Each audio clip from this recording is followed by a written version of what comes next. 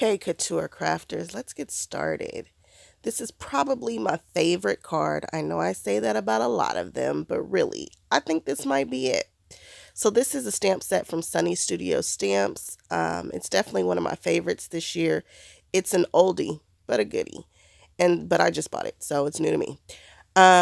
This I'm trying to kind of mimic a Christmas tree that is hanging off the side, of course, because I like my cards long and skinny. And I'm using Catherine Pooler's Grass Skirt Green Dye Ink. Love her pads. These stamps just do so well with those pads. I'm a fan. So I'm just lining it up. I love clear stamps because you can see right through them. And I can really audition the piece with before I put it down to kind of see what it's going to look like. I have a scratch piece of paper, just a plain piece of printer paper underneath my card so that I can stamp off the side without making a mess. So again, just auditioning pieces, kind of looking at where they're going and just giving it a graduated effect so that, again, it looks like a Christmas tree. And with the overlapping, it looks kind of realistic in my opinion. I'm feeling it. So I just go back and fill in the little gaps and easy peasy. Matter of fact, I could have done a couple of these at one time and would have been just fine. Yeah, I probably could have done about three of these without it being an issue. Yep, because I didn't have to fussy cut those little bells. But anyway, next let's work on these bells. At the time of this that I made this card, I didn't have the set of Altenew Cool Tone layering set inks. So I had to do some generational stamping. And what that means is I'm going to stamp on my scratched piece of paper, then I'm going to stamp off on the actual piece of paper that I'm going to use so that I can get different variations from the same ink pad. This is a way to take your ink pads and just stretch them. So maybe you don't have a light gray, but you certainly have a dark gray, and you just make it light by stamping off. The only way to really layer stamps is to look through them, which means I'd have to get on top of it and then my hair gets in the way and that's not fun. So what I'm doing here is layering the stamps. And like I said, I'm doing generational stamping. So I stamped off so that I could get a light gray. Then I use the gray full strength. And then I use the black so that I can get a graduation of colors and make those bells look as realistic as possible. Why do they look like that? Because they're of the way that their highlights are. So they really look like little bells. I like it. I use some kind of red inks for the bows. I'm not in love with whatever color combination that I use, but it'll work. This is probably my favorite part of the card are these little hooks that come with the set. They have openings so that they really look like they are hanging on the tree. I just think this set is gorgeous and genius, and I love this card. I love what you can do with it. I can think of a million things to do with this card. Something else that I like about this card is I am using one set. I'm not using a piece of Sunny Studios and a piece of Tim Holtz set. This is all Sunny Studios, and there's nothing better than a stamp set that you can use just one stamp set to do an entire card. That makes me very, very happy. So here I'm just placing the bells and the bows on these little hooks and gluing them down so that they're nice and cute in my little spruce tree. I think that's a spruce anyway. That's what I'm calling it. So, yeah, art glitter glue, nothing new there.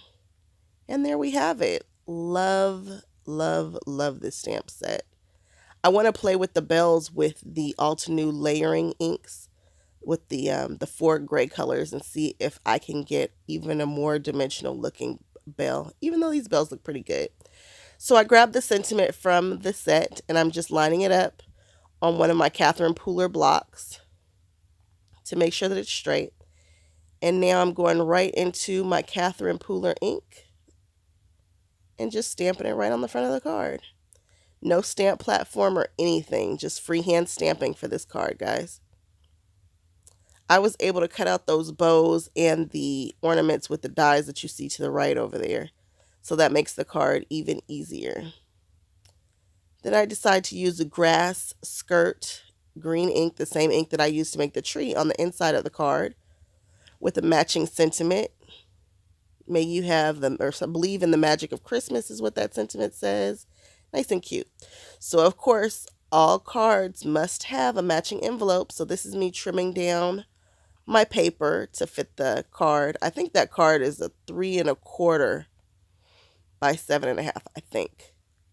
Somewhere around in there. Look at my card bases, and it's one of those long and skinny cards. Just pick one. And since I'm using a 12 by 12 sheet of paper for the envelope, it really doesn't matter. Just pick a size. The smallest size I have uses an 8 1/2 by 11 sheet of paper, which I like sometimes, but I guess I wanted a little bit larger one for this card. So I'm cutting and scoring according to the template guidelines, and then we'll just fold over all the corners and burnish with my Teflon bone folder, probably my favorite tool. Now I'm just making a mark because the envelope is too long right there. I have to cut it in order to close it. So I'm just making sure that I've just measuring right here, making sure that I've cut my envelope properly, and then I'll just bust out the trimmer and trim off that excess. Then I'm going to need to do the same thing to the top because it's just too long. It's hanging over. So here I'm measuring where it should be cut, then I slide it a little bit more and take it off. And that's so that I can put a seal on here. I want to seal this. I want to seal all of the things with wax. Love doing wax seals.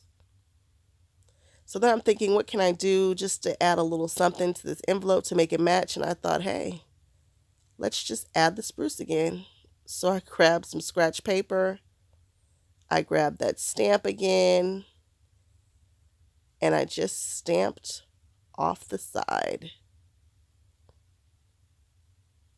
Love it. Just a little something. It just needed just a little something. Again, possibly one of my favorite cards. I really enjoyed making this.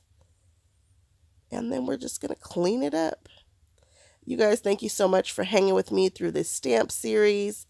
I don't think, let me see, I think I have about 3 more, maybe 4 more videos to go. Whatever it is, they will all be done by Thanksgiving. I'm just going to plop them all on my YouTube channel. And so we can move on because I've got something very, very special planned for December, for the very, very beginning of December. Again, thanks so much for hanging out with me, and I will catch you guys on the next video.